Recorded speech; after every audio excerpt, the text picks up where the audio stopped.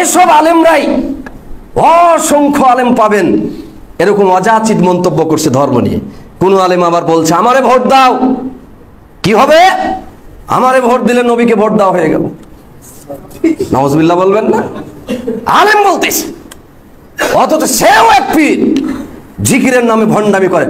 ইল্লাল্লাহ ইল্লাল্লাহ ইল্লাল্লাহ কথা হো হো হো হো, এগুলি যে গোটা মাঠ জুড়ে জিকির চলছে। হো হো হো হো হো হো হো হো করতে করতে করতে ভেঙে পড়ে যাচ্ছে, একজন আরেকজনের উপর লাফাচ্ছে, সামিয়ানার উপর টপকে উঠে যাচ্ছে, মানুষকে ধরে টেনে ফেলে দিচ্ছে, মনে হচ্ছে গলা কাটা মুরগি যেমন লাফালাফি করে এভাবে লাফালাফি করছে। কি একটা আজীব ব্যাপার, ভণ্ডামির শেষ নেই।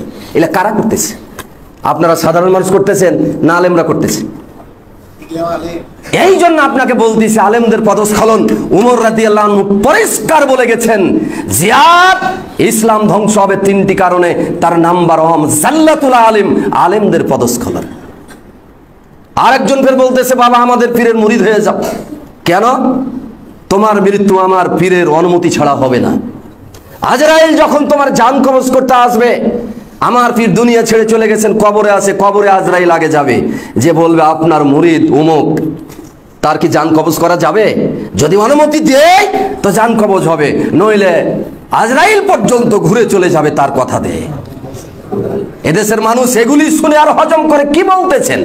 আমার খুব কষ্ট লাগে দেশের মানুষের আমল আখলাক চরিত্র নিয়ে। এক পীর ছিল, মারা গেছে, তার হক সে পেয়ে গেছে, তার আমি সমালোচনা নয়, তার রেখে যাওয়া আদর্শের কথাটা বলছি।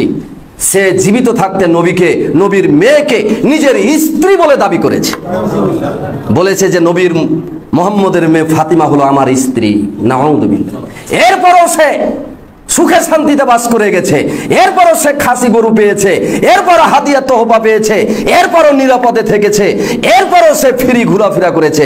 বলেন, এত বড় মন্তব্য তো দূরের কথা, শুধু বাদরের মতো নাচানাচি করলে কাতারে গ্রেপ্তার হয়, তাহলে এই লোকগুলির অন্য দেশে কি অবস্থা হইতো? সব চলে আমাদের দেশে, সব ফাইজলামু ফালতামু যত ফালতু জিনিস আছে সব চলে এদেশে, কারণ এগুলি রাষ্ট্রীয়ভাবে নিয়ন্ত্রণের কোনো সুযোগ নেই।